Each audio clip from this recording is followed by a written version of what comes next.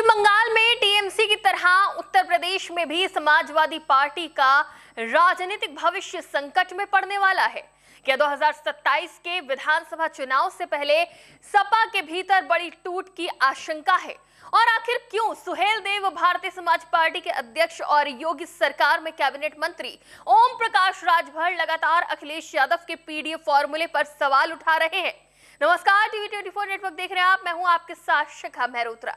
उत्तर प्रदेश में 2027 के विधानसभा चुनाव भले ही अभी दूर हो, लेकिन सियासी मैदान में तैयारियां तेज हो चुकी हैं।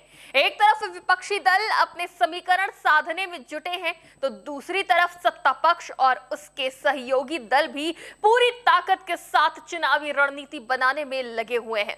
इसी बीच सुहेलदेव भारतीय समाज पार्टी के राष्ट्रीय अध्यक्ष ओम प्रकाश राजभर लगातार समाजवादी पार्टी और उसके अध्यक्ष अखिलेश यादव पर हमलावर नजर आ रहे हैं। राजभर ने एक बार फिर अखिलेश यादव को निशाने पर लेते हुए तीखे शब्दों का इस्तेमाल किया है। उन्होंने दावा किया कि साल 2027 के चुनाव में समाजवादी पार्टी की स्थिति पश्चिम बंगाल के मुख्यमंत्री ममता बनर्जी से भी ज्यादा खराब हो जाएगी। इतना ही नहीं, उन्होंने कहा कि चुनाव के बाद समाजवादी पार्टी में इतनी टूट फूट होगी कि उसे संभालना भी मुश्किल हो जाएगा। दरअसल इन दिनों ओम प्रकाश राजभर अखिलेश यादव पर जमकर बरस रहे हैं। कोई ऐसा दिन नहीं जाता जिस दिन राजभर अखिलेश यादव को टारगेट ना करे। बीते मंगलवार को भी ओम प्रकाश राजभर ने सोशल मीडिया प्लेटफॉर्म एक्स पर एक लंबी पोस्ट लिखकर अखिलेश यादव और समाजवादी पार्टी पर कई गंभीर आरोप लगाए। राजभर ने कहा कि हर चुनाव में जनता समाजवादी पार्टी को जवाब दे रही है, लेकिन इसके बावजूद पार्टी अपनी राजनीति का तरीका बदलने को तैयार नहीं है। उन्होंने आरोप लगाया कि सपा नेताओं और समर्थकों का पूरा ध्यान केवल सोशल मीडिया पर झूठ फैलाने और समाज को जातियों के आधार पर बांटने पर लगा रहता है। राजभर ने अखिलेश यादव के बहुचर्चित पीडीए फॉर्मूले पर भी हमला बोला। उन्होंने दावा किया कि समाजवादी पार्टी का पीडीए केवल एक राजनीतिक नारा है, जबकि जमीन पर पार्टी कुछ खास जातियों की राजनीति तक सीमित है। राजभर ने यहां तक कहा कि समाजवादी पार्टी लगातार हर घटना को जातीय रंग देकर समाज में भ्रम और तनाव पैदा करने की कोशिश करती है। अपने पोस्ट में उन्होंने कई घटनाओं का जिक्र किया और कहा कि जिन मामलों को दलित उत्पीड़न, पिछड़ा उत्पीड़न या जातीय संघर्ष बताकर प्रचारित किया गया, बाद में जांच में उनकी वजह निजी विवाद, जमीन का झगड़ा, पारिवारिक रंजिश या उसी समुदाय के भीतर का संघर्ष निकला। राजभर का आरोप है कि समाजवादी पार्टी का मीडिया तंत्र और उसके समर्थक बिना तथ्यों की जांच किए घटनाओं को राजनीतिक रंग देने का काम करते हैं।